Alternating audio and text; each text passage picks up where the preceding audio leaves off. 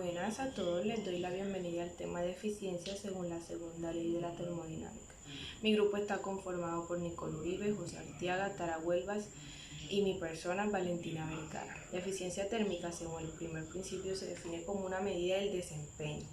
Sin embargo, no hace ninguna referencia al mejor desempeño posible y por lo tanto puede ser equivocada.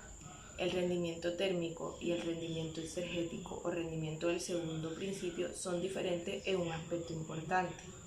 La primera ley es un principio de conservación. Por otro lado, desde el punto de vista de la segunda ley, la entropía y la exergía son propiedades no conservativas. En presencia de irreversibilidades, la entropía se genera y la exergía se destruye. Por tanto, el rendimiento exergético mide la pérdida de exergía durante un proceso. Ahora los dejo con uno de mis compañeros que les va a explicar más a fondo qué es la eficiencia según la segunda ley de la termodinámica. La eficiencia, según la segunda ley, está ideada para servir como medida de aproximación a la operación reversible. En consecuencia, su valor debe cambiar de cero en el peor caso. Entonces, al determinar la eficiencia, según la segunda ley, primero necesitamos determinar cuánta energía o potencial de trabajo se consume. La eficiencia, según la segunda ley, es cero cuando no recuperamos energía proporcionada al sistema. Para una máquina térmica, la energía gastada es la disminución en la energía del calor transferido hacia la máquina, la cual es la diferencia entre la energía del calor suministrado y la del calor rechazado. La energía del calor rechazado a la temperatura de los alrededores es cero. La salida de trabajo es la energía recuperada. A continuación, hablaré un poco acerca de algunos ejemplos de máquinas y de cómo vendría siendo su eficiencia según la segunda ley de la termodinámica. Para una máquina térmica, la energía gastada es la disminución en la energía del calor transferido hacia la máquina, la cual es la diferencia entre la energía del calor suministrado y la del calor rechazado. La energía del calor rechazado a la temperatura de los alrededores vendría siendo cero. La salida de trabajo neto es la externa recuperada. Ahora, para un refrigerador o bomba de calor, la energía gastada es la entrada de trabajo, ya que el trabajo suministrado es un dispositivo cíclico, se supone por completo. La energía recuperada es la del calor transferido hacia el medio de alta temperatura. Este vendría siendo el trabajo reversible.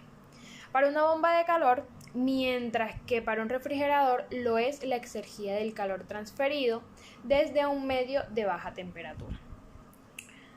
Para un intercambiador de calor con dos corrientes de fluido que no se mezclan, usualmente la energía gastada es la disminución en la energía de la corriente de fluidos de mayor temperatura y la energía recuperada es el aumento de la energía de la corriente de fluido de menor temperatura.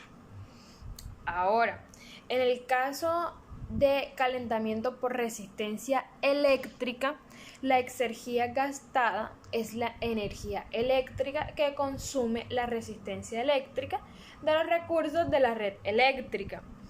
La energía recuperada es el contenido de energía del calor que se suministra al cuerpo, que es el trabajo que se puede producir mediante una máquina Carnot que reciba este calor. Bueno, primero para hablar sobre la eficiencia de la segunda ley, debemos mencionar el enunciado de Kelvin y Blank, que nos dice que ninguna máquina térmica cíclica puede tener una eficiencia del 100%. Bueno, en otras palabras, esto quiere decir que no se puede transformar todo el calor en trabajo. Siempre va a haber algo de calor que se deseche. Para calcular la eficiencia de una máquina tenemos dos fórmulas. La primera es W sobre Q. W es el trabajo de la máquina y Q es el calor suministrado a la máquina. Y la otra fórmula que tenemos para calcular la eficiencia es Q1 menos Q2 sobre Q1, donde Q1 es el calor suministrado y Q2 es el calor que se disipa, o sea, el calor que no se utiliza. También tenemos otra fórmula para calcular la eficiencia, pero esta vez en términos de temperatura, donde tenemos 1 menos T2 sobre T1, donde T1 es temperatura fuente caliente, que es la temperatura suministrada, y T2 es la temperatura de fuente fría, la temperatura que se disipa. Bueno, por último tenemos un ejemplo muy simple de cómo calcular la eficiencia en una máquina térmica.